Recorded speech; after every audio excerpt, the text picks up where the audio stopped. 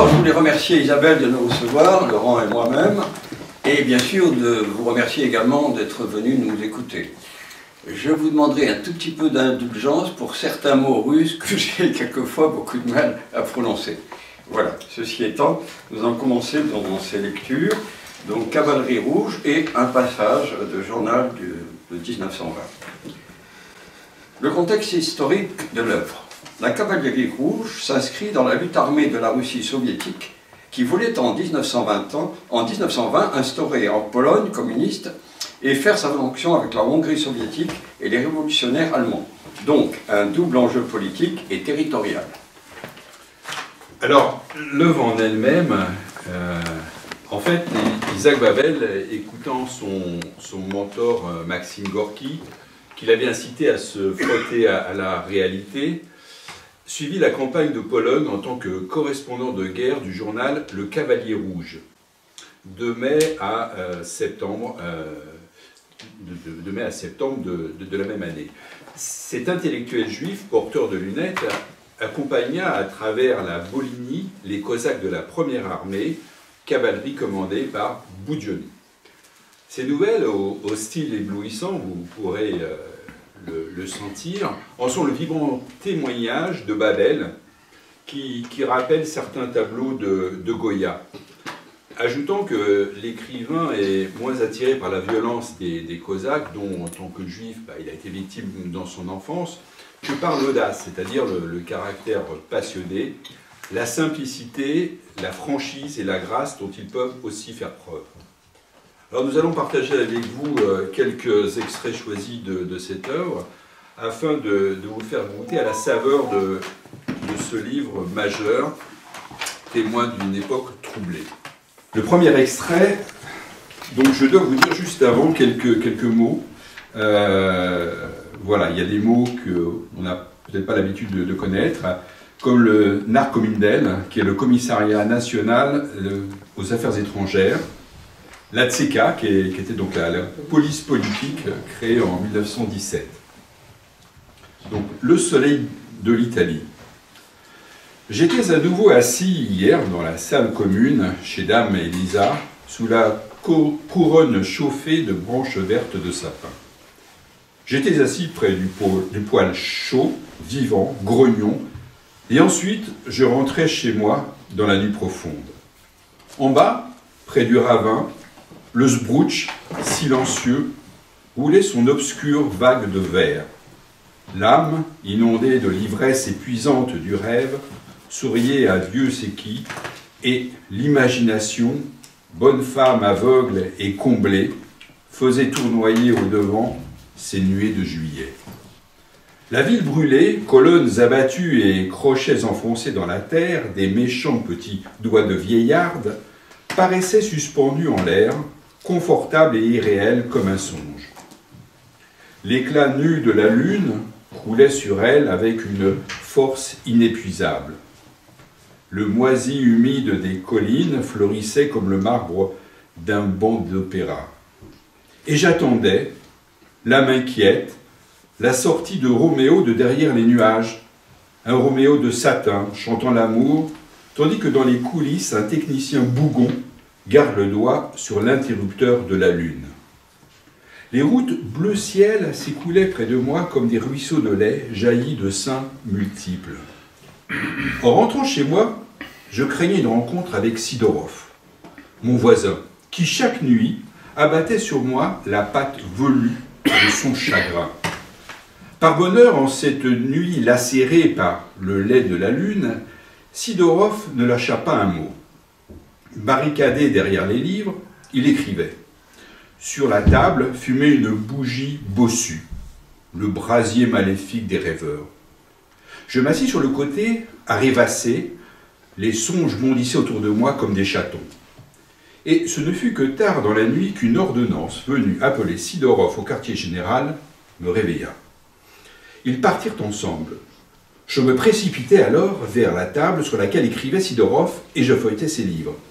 C'était un manuel italien, une représentation du forum à Rome et un plan de la ville.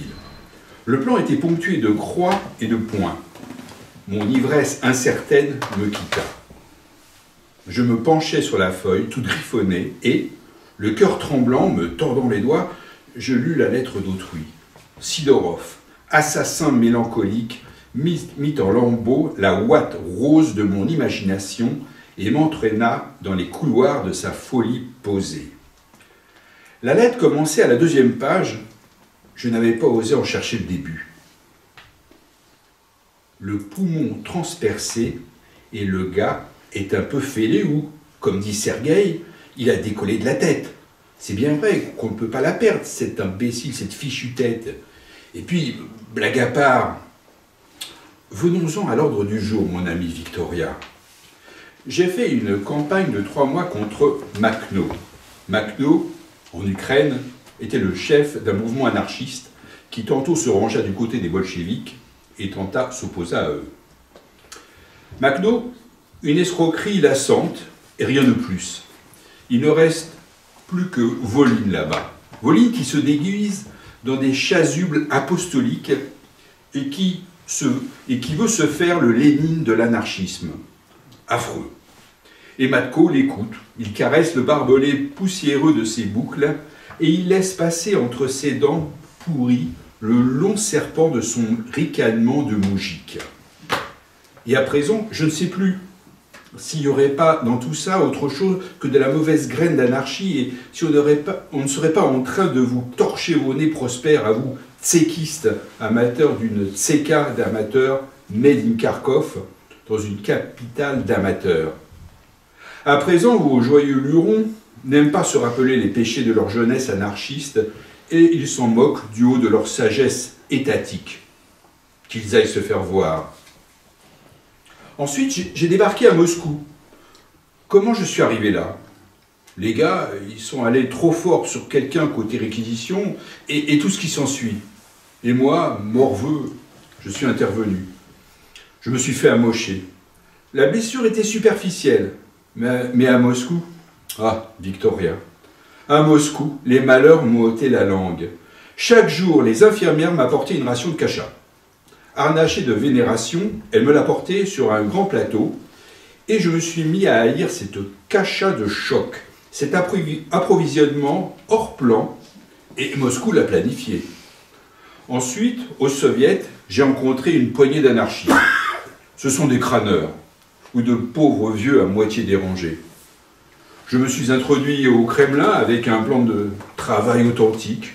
On m'a fait une caresse sur la tête et on m'a promis de me faire adjoint si je m'amendais. Je ne me suis pas amendé. Ce qui s'est passé après, ça a été le front, la cavalerie et la soldatesque qui sent le sang rouge et la cendre humaine. Sauvez-moi, Victoria. La sagesse étatique me rend fou, l'ennui me saoule. Si vous ne m'aidez pas, je crèverai sans le moindre plan. Qui voudrait qu'un travailleur crève dans un tel manque d'organisation? Certainement pas vous, Victoria, ma fiancée, qui ne serait jamais ma femme. En voilà du sentimentalisme, putain de bordel de sentimentalisme.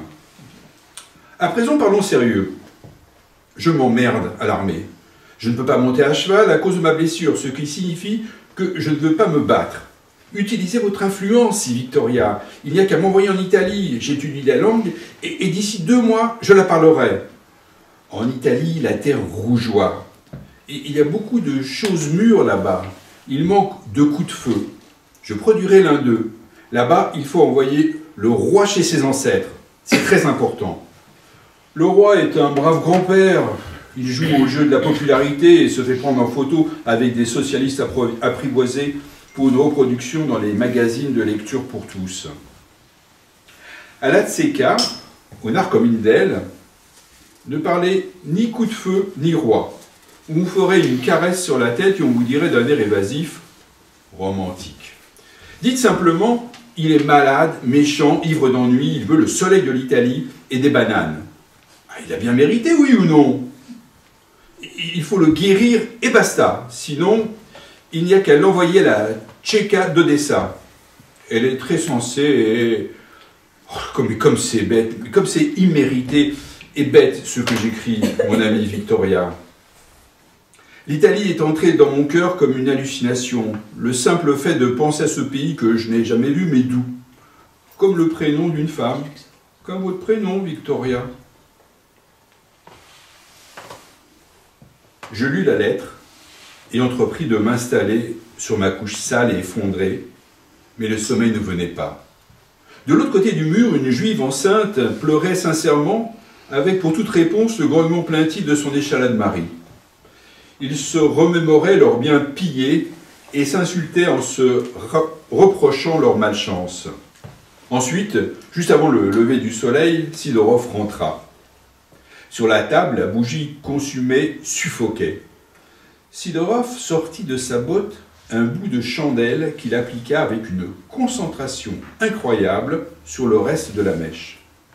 Notre chambre était sombre, ténébreuse, tout y respirait la puanteur moite de la nuit, et seule la fenêtre, emplie du feu lunaire, luisait comme une délivrance. Il rentra, et il cacha la lettre, mon voisin accablant. Courbant l'échine, il s'assit à la table et ouvrit l'album sur la ville de Rome. L'ouvrage luxueux à tranches dorées se tenait devant son inexpressif visage vert olive. Au-dessus de son dos voûté brillaient les collines dentelées du Capitole et l'arène du cirque, éclairée par le couchant. Un cliché de la famille royale était inséré là, entre deux feuilles de papier glacé. Sur ce morceau de papier, arraché un calendrier, figurait le roi Victor Emmanuel, affable et malin, et son épouse aux cheveux noirs, le prince héritier Umberto et toute une nichée de princesses.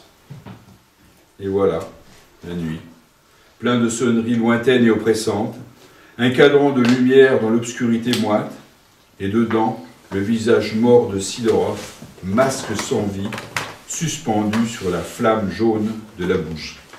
Le rabbi. Tout est mortel. Seule la mère est vouée à la vie éternelle. Et quand la mère n'est plus de ce monde, elle nous laisse son souvenir. Personne n'a encore eu l'audace de profaner. La mémoire de la mère alimente en nous la compassion comme l'océan. L'incommensurable océan alimente les fleurs qui fendent l'hiver. Ces paroles étaient celles de Guédali. Il les prononça avec sonalité. Le soir fléchissant l'entourait de la fumée rose de sa tristesse. Le vieillard dit « Dans l'ardente demeure du Chassidim, les fenêtres et les portes sont défoncées, mais elle est éternelle comme l'âme d'une mère. Avec ses orbites creuses, le Chassidim est toujours dressé à la croisée des vents, déchaîné de l'histoire. » Ainsi parla Guédali. Et, après avoir prié dans la synagogue, il m'emmena chez le rabbi Motali, chez le dernier rabbi de la dynastie de Tchernobyl. Nous montâmes avec Guédali le long de la rue principale. Les églises blanches scintillèrent au loin, comme des champs de sarrasin. La rue d'un canon gémit au coin de la rue. Deux Ukrainiennes enceintes sortirent par la grille, firent teinter leurs colliers et s'assirent sur un banc. Une humble étoile s'alluma dans les combats oranges du crépuscule et la paix du samedi, se posa sur les toits tordus du ghetto de Jitomir. « C'est ici, murmura Guédali. Et il m'indiqua une longue maison au fronton cassé. Nous entrâmes dans la pièce, du vide et de la pierre, comme dans une morgue. Nous entrâmes. Le rabbi Motali était assis à sa table, entouré de fous et d'affabulateurs. Il portait un chapeau en zibeline et un peignoir blanc, serré par une ficelle. Le rabbi avait les yeux fermés et farfouillait de ses doigts maigres dans le duvet jaune de sa barbe. « D'où vient le juif » demanda-t-il en soulevant ses paupières. « D'Odessa » répondis-je. « Une ville pieuse » dit soudain le rabbi avec une force extraordinaire. « L'étoile de notre exil, le puits involontaire de nos malheurs. » Que fait le juif? Je le transpose en vers les aventures de Hersch d'Ostropol. Noble labeur, murmura le rabbi. Et il refermait ses paupières. Le chacal geint quand il a faim. Chaque sot possède assez de sottise pour s'adonner à l'accablement. Et seul le sage déchire par son rire le rideau de l'existence. Qu'a étudié le juif? La Bible. Que cherche le juif? La gaieté. Reb Motré, dit le sadique, et il se mit à agiter sa barbe. Que le jeune homme prenne place à la table, qu'il mange en ce soir du samedi avec les autres juifs, qu'il se réjouisse d'être vivant, non pas mort, qu'il frappe dans ses mains quand ses voisins danseront, qu'il boive du vin, si on lui donne du vin. Et Reb Motré fit un bond vers moi. Ce bouffon de tout temps aux paupières retournées ce petit vieux bossu, pas plus haut qu'un garçon de 10 ans. Ah, mon cher et si jeune homme, dirait Motret, tout dépenaillé en me faisant un clin d'œil. Ah, combien j'ai connu de riches imbéciles à Odessa. Combien j'ai connu de misérables sages à Odessa. Prenez place à table, jeune homme, et buvez du vin qu'on ne vous donnera pas. Nous nous assîmes tous ensemble, les démons, les affabulateurs, les badauds. Dans le coin, des juifs aux épaules carrées, ressemblant à des pêcheurs ou des apôtres, gémissaient sur leur livre de prière. Guidali, dans sa redingote verte, somnolait contre le mur, comme un petit oiseau bariolé. Et soudain, j'aperçus un jeune homme derrière le dos de Guidali. Un jeune homme au visage à la Spinoza, avec ce front majestueux de Spinoza. Il fumait et sursautait comme un fuyard ramené en prison après une cavale. Tout dépenaillé, Motret se faufila par derrière, lui arracha sa cigarette des lèvres et courut vers moi. Ça, c'est le fils du rabbi, Ilya, comme l'a Motret. Il s'approcha de moi, la viande saignant de ses paupières déchirées. Le fils maudit, le dernier des fils, le fils insoumis. Et Motret menaça le jeune homme du poing et lui cracha au visage. Béni soit le Seigneur, retentit alors la voix du rabbi Mutali Praslavski, et il rompit le pain de ses mains monacales. Béni soit le Seigneur d'Israël qui nous a élus parmi tous les peuples de la terre.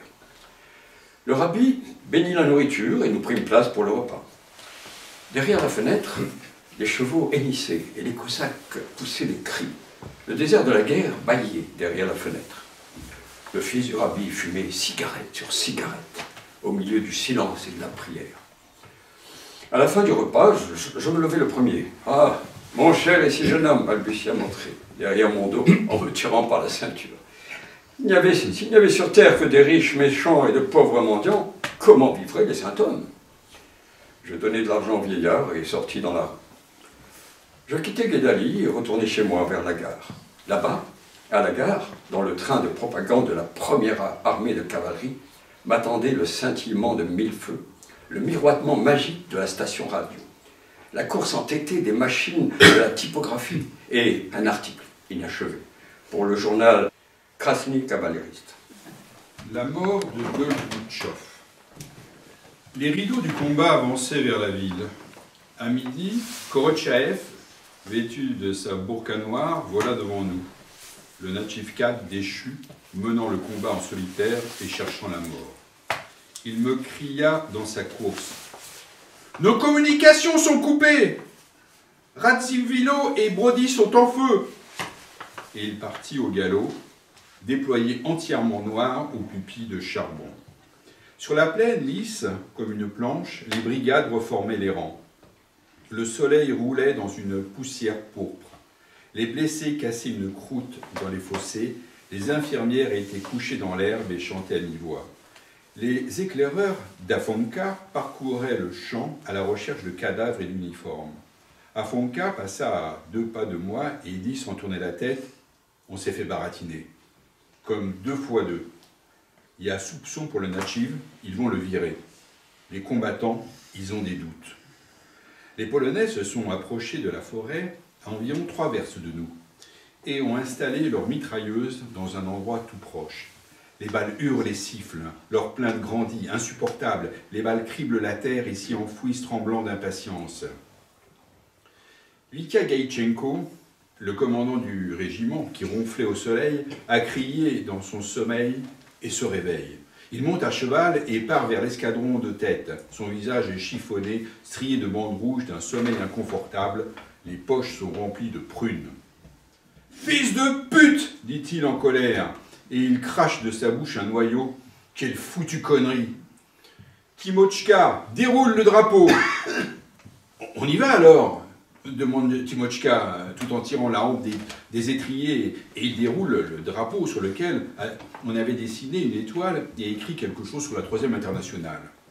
On verra bien, dit Vitya Gaïtchenko, et il crie soudain sauvagement: Les filles, Adela! Escadron! Rassemblez vos hommes!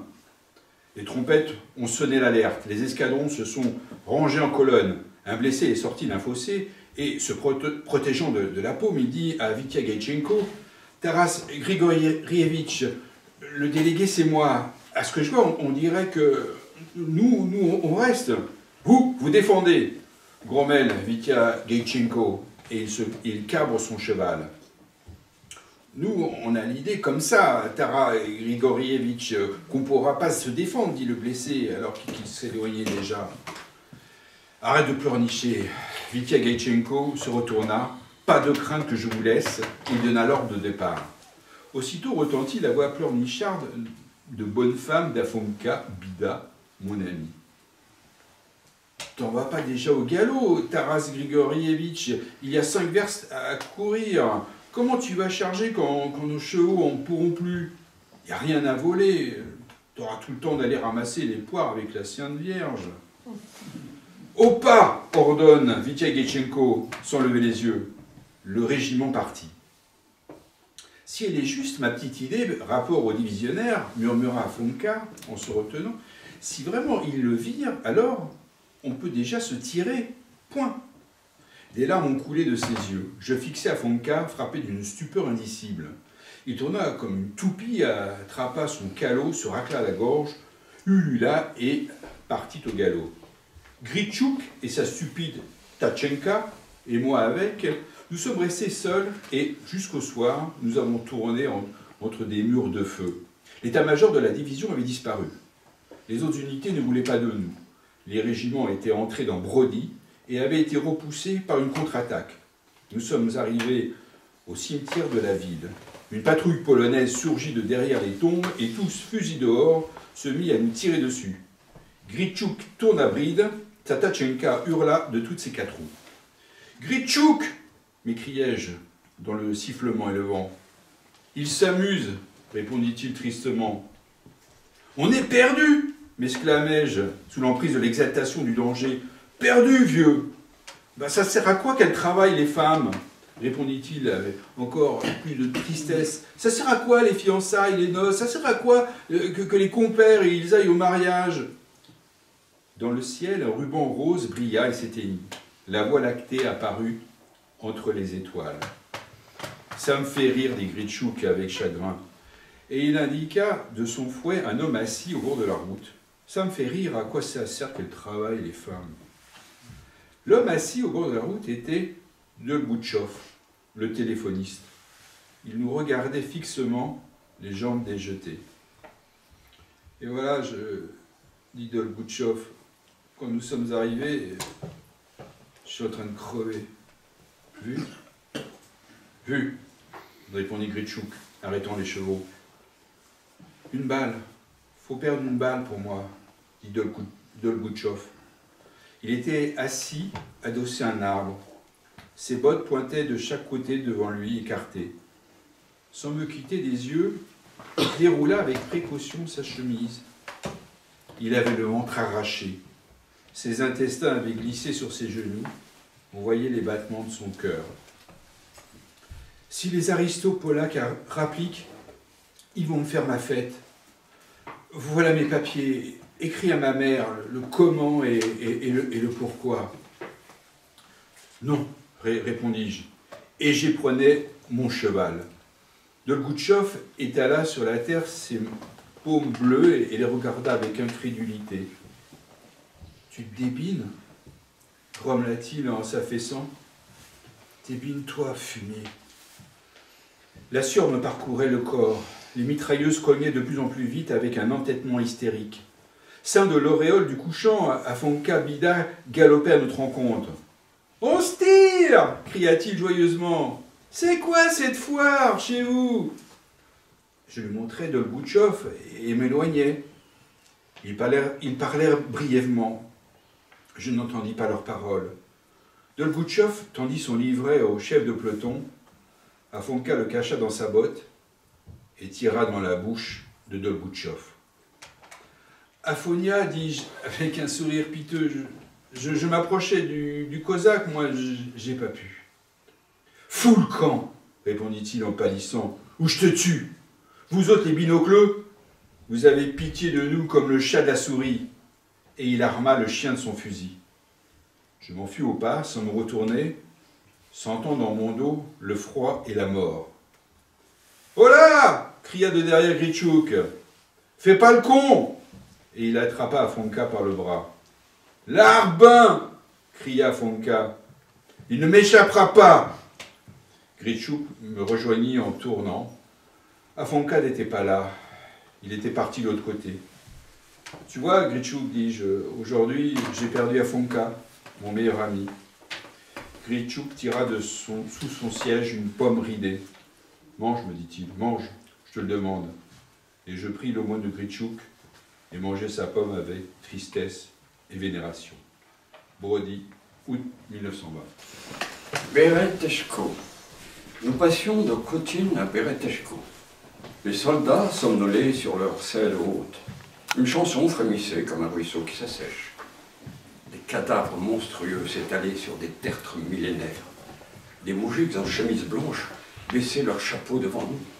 La burqa du Natchliv, Pavlichenko, flottait au-dessus de l'état-major comme un drapeau sinistre. Son bachlik en duvet était repoussé en arrière de la burqa. Son sabre courbe pendait sur le côté comme s'il était collé. Nous passons devant les tertres funéraires cosaques et la tour de Bogdan Khmelnytsky. Un grand-père avec une bandoura se glissa de derrière la stèle et, d'une voix enfantine, chanta la gloire perdue des Cosaques. Nous écoutâmes la chanson en silence, puis nous déroulâmes nos étendards et, sous les sons de la marche tonitruante, nous fîmes irruption dans Bereteshko. Les habitants avaient placé des barres de fer en travers des volets, et le silence, un silence impérieux, se hissa sur son trône de shtetl.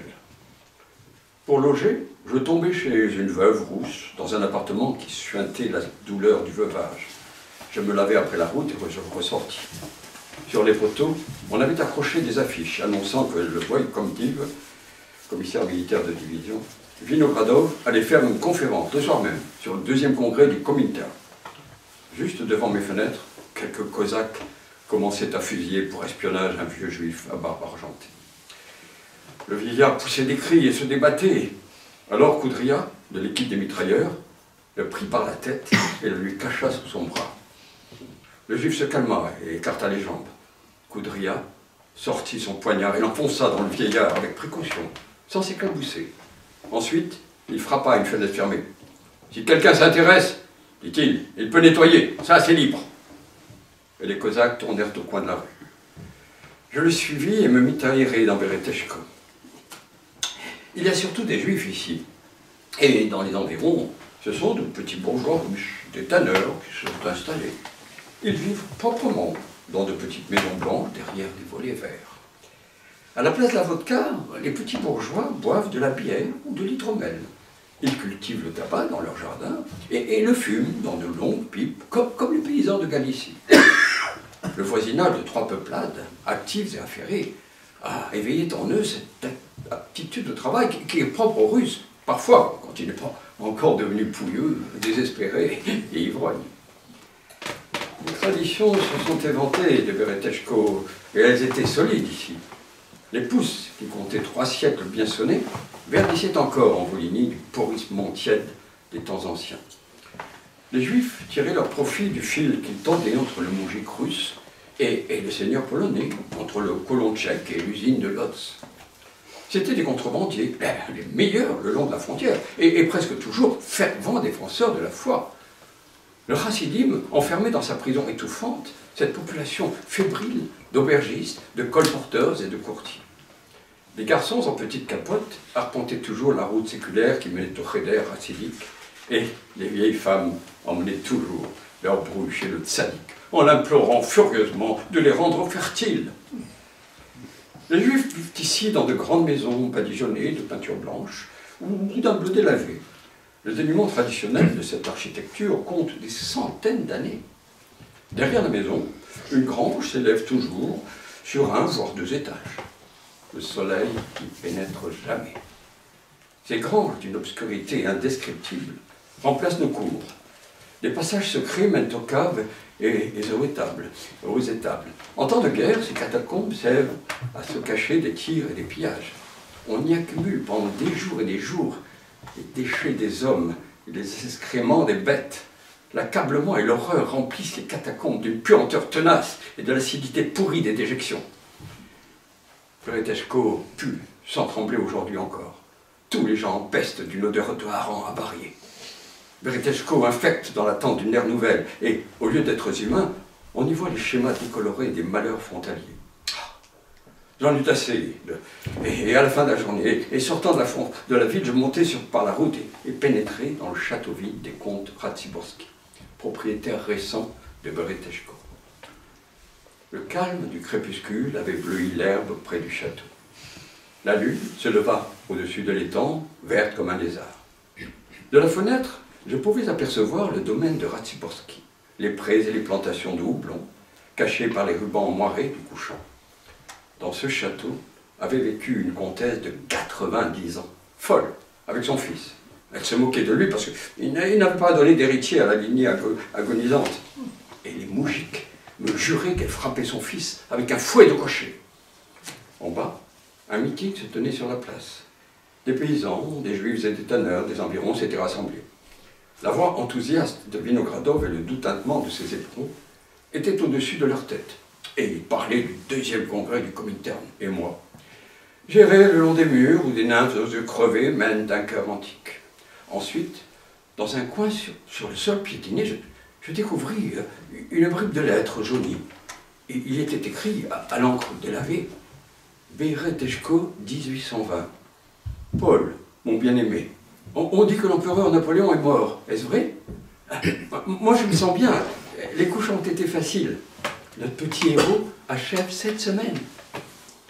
En bas, la voix du Voïtkomdiv ne faiblissait pas. Il persuadait avec passion les petits bourgeois perplexes et les juifs dépouillés. Vous êtes le pouvoir, tout ce qui est ici est à vous. Il n'y a plus de seigneur. Je passe à l'élection du Rajkom, comité révolutionnaire. Bereteshko, août 1920. Un artel, dans l'ancienne Russie, c'est une association de travailleurs volontaires. La Stanitsa, c'est le village faisant partie du territoire des armées cosaques avant la révolution russe, situé sur les territoires de l'Ukraine actuelle et de la Russie. Sachka le Christ. Sachka, c'était son prénom, et le Christ, c'est parce que c'était un ingénu. Il était le berger communautaire de la Stanitsa et ne travaillait pas à des travaux lourds depuis l'âge de 14 ans, âge auquel il avait attrapé une vilaine maladie. Bon, ça s'était passé comme ça. Tarakanich, le beau-père de Sachka, était parti pour l'hiver dans la ville de Grozny et avait rejoint un artel. L'artel s'était constitué pour le mieux avec des moujiks de Ryazan. Tarakanich, il faisait le charpentier et prospérait. Il ne s'en sortait plus tout seul et fit venir le garçon pour l'aider. Pendant l'hiver, la Stanitsa pouvait bien se passer de Sachka. Sachka travailla une semaine avec son beau-père. Ensuite vint le samedi. Ils soufflèrent un peu, puis se mirent à boire du thé. On était en octobre, mais l'air était doux. Ils ouvrirent la fenêtre et chauffèrent un deuxième samovar. Une mendiante traînait sous les fenêtres. Elle frappa au châssis et dit « Bonjour, paysan venu d'ailleurs. Jetez un regard sur ma situation. »« Qu'est-ce qu'elle a, ta situation ?» dit Tarakanich. « Allez, entre donc, l'estropié. » La mendiante s'affaira derrière le mur, puis sauta dans la chambre. Elle s'approcha de la table et se courba devant eux. Tarakanich l'agrippa par le foulard et le jeta et lui gratouilla les cheveux. La mendiante avait les cheveux gris, ternes, pleins de nœuds et de poussière. « Mince alors, quel chicaneur et quel beau gars tu fais, dit-elle. Quel cirque avec toi, dis donc. Je vous en prie, vous détournez pas de moi, pauvre vieille, murmura-t-elle, à la hâte, en se hissant sur le banc. Tarakanich se coucha avec elle et batifola tant qu'il put. La mendiante rejetait sa tête en arrière et éclatait de rire. « Ah, une bonne pluie pour arroser la pauvre vieille, riait-elle. J'en donnerai 300 kilos à l'hectare. » À ces mots, elle aperçut Sachka, qui buvait son thé à la table et ne levait pas les yeux sur le monde des vivants. « C'est ton gamin ?» demanda-t-elle à Tarakanich. « À peu près, » répondit Tarakanich. « Celui de ma femme. »« Regarde-moi ça, le petit loupio, comme il en écarquille des mirettes, » dit la bonne femme. Allez, viens là. Sachka s'approcha d'elle et attrapa une vilaine maladie. Mais cette vilaine maladie, personne n'y pensait à ce moment-là. Tarakanich donna à la mendiante les os du repas et une pièce de 5 kopecks en argent très brillante. « Frotte-la avec du sable, ma dévote, dit Tarakanich. Elle aura encore plus d'allure. Tu la prêteras au bon Dieu, et quand il fera sombre, la pièce, elle brillera à la place de la lune. » La mendiante s'enroula dans son foulard, prit ses os et repartit. Et 2 semaines après, tout devint clair pour nos gaillards. Ils souffrirent beaucoup de cette vilaine maladie, se tordirent tout l'hiver et se soignèrent avec des herbes. Et au printemps, ils retournèrent à la stanitsa vers leur travail de paysans. La stanitsa était à 9 verstes du chemin de fer. Tarakanich et Sachka prirent par les champs.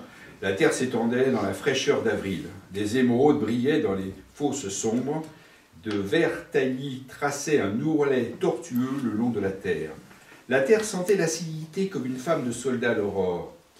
Les premiers troupeaux s'écoulaient depuis les tertres. Les poulains jouaient dans l'étendue bleue de l'horizon.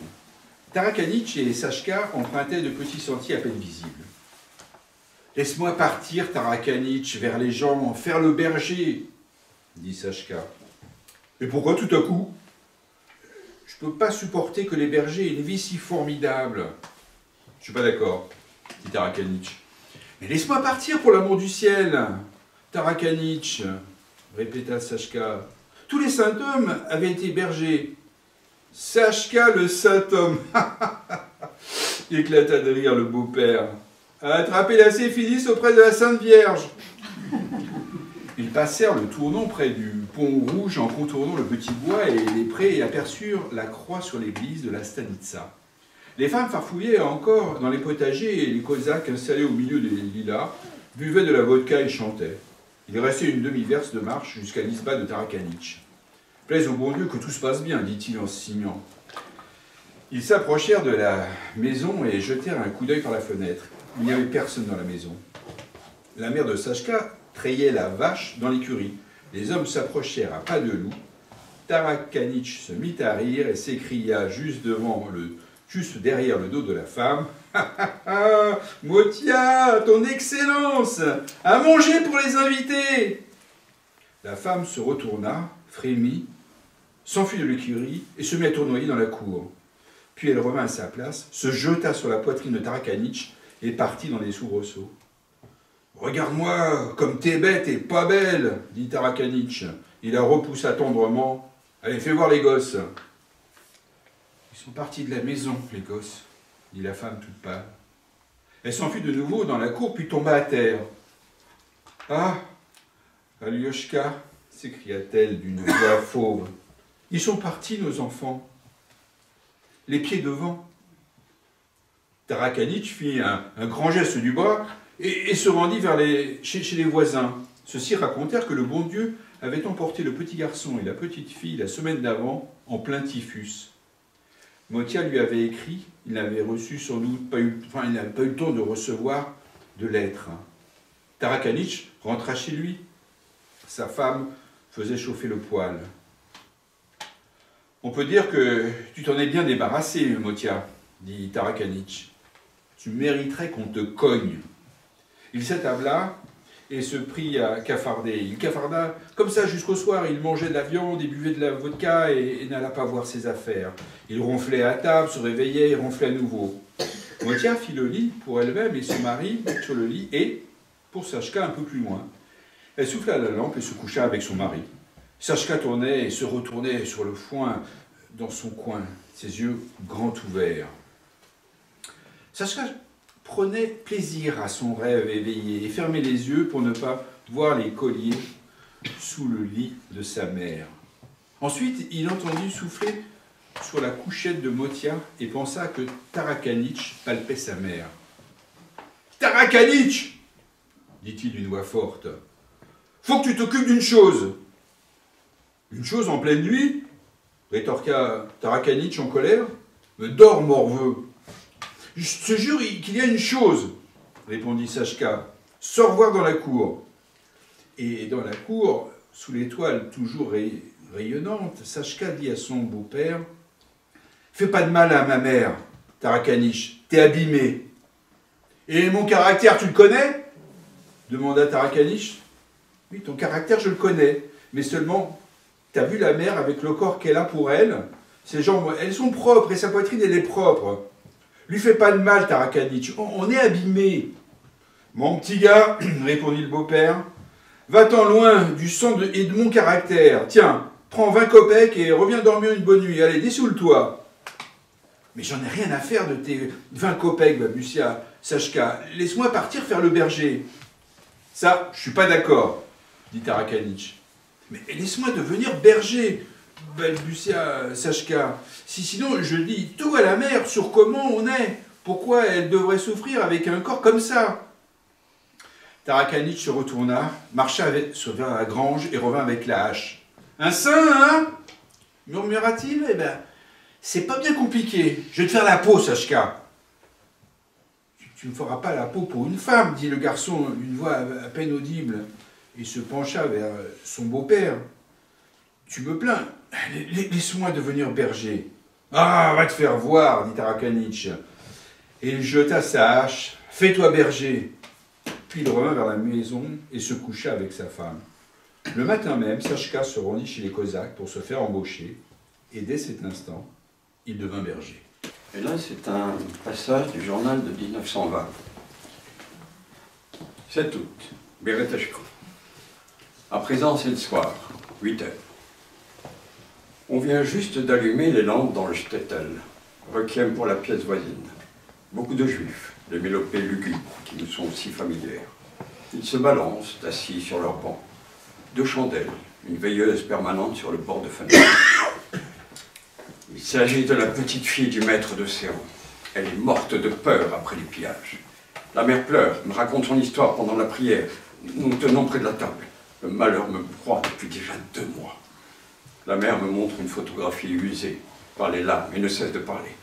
Une fille d'une beauté extraordinaire. Un commandant en rude lui courait après. On frappait à la porte en pleine nuit. On les tirait du lit. Oh, les Polonais fouillaient la maison, puis les Cosaques. Un travail incessant. Elle est exténuée. Et surtout, chez les Juifs, c'était une beauté. La plus belle du shtetl. Journée mémorable. Le matin, départ de Kotin pour Bereteshko. Je voyage avec Ivanov, le secrétaire du commissariat politique, et flanqué. Un garçon sans colonne vertébrale, goulu, déguenillé, mais voyez. C'est le mari de la chanteuse Komarova. Nous avons fait des concerts ensemble. Je vais la faire venir. Un ménage russe. Le cadavre d'un Polonais tué. Cadavre effrayant, gonflé et nu.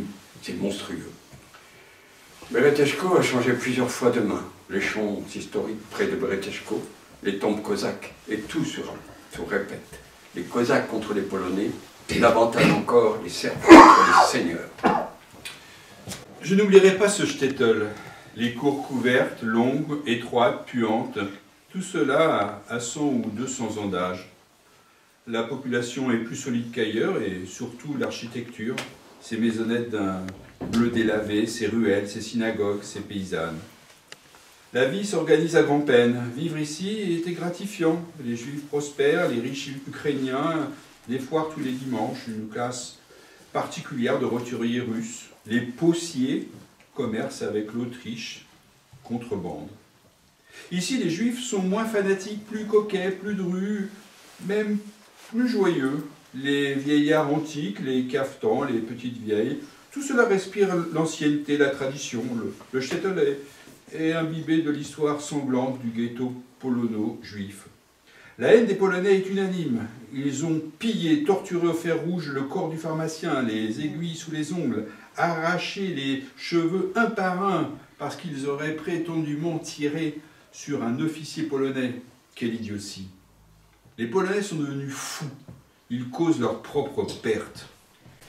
L'église catholique antique. Les tombes d'officiers polonais dans l'enceinte. Les monticules sont tout frais, vieux seulement de 10 jours. Les croix blanches, en branches de bouleau. Tout cela est affreux. Le presbytère a été démoli. Je trouve des livres anciens, de précieux manuscrits en latin. Le curé, Tuzinkiewicz, je trouve sa photographie. Il est gros, court sur pattes.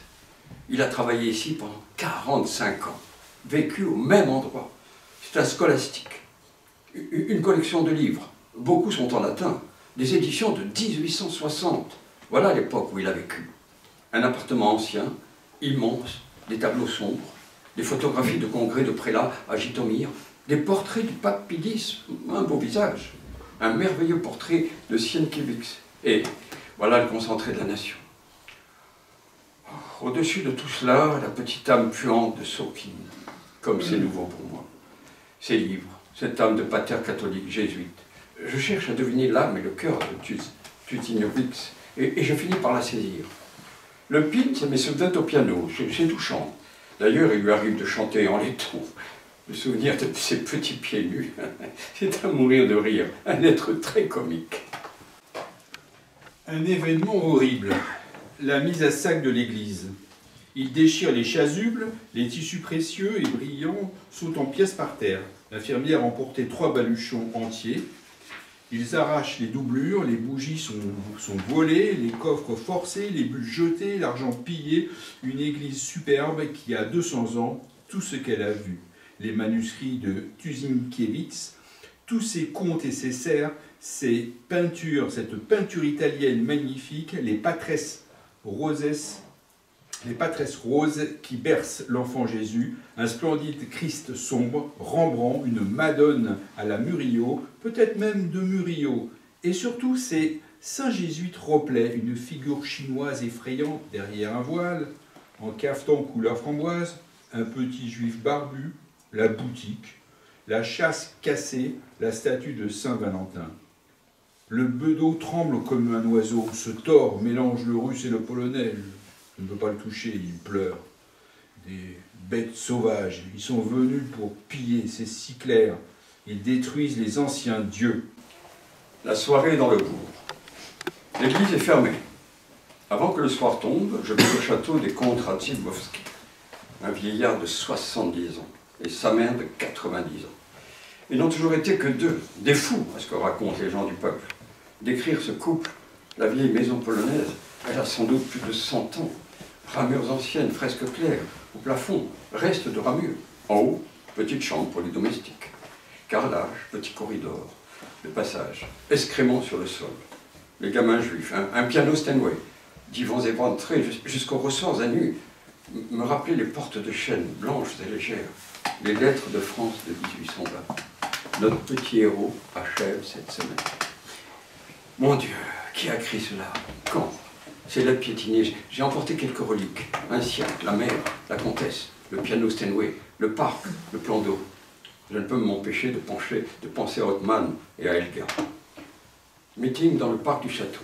Les juifs du Bereteshko, le stupide Vinokourov, la marmaille qui court partout. On élite le comité révolutionnaire. Les juifs tortillent leurs barbes. Les juifs écoutent parler du paradis russe, de la situation internationale, de l'insurrection en Inde. Nuit tendue. Quelqu'un dit de se tenir prêt. Seul, avec une Jaurès souffreteux, accès subit d'éloquence. De quoi a-t-il parlé? Je me coule dans la ville du Shtetl. Il y avait eu ici des foires. Les paysans vendent des poires. On les paye avec de l'argent qui n'existe plus depuis longtemps. Ici, la vie avait battu son plein. Les Juifs exportaient du pétrole en Autriche, la contrebande des marchandises et des hommes, la proximité de l'étranger. Journée de chaleur. Les habitants flânent, commencent à renaître. Il va y avoir du commerce. Merci. Merci.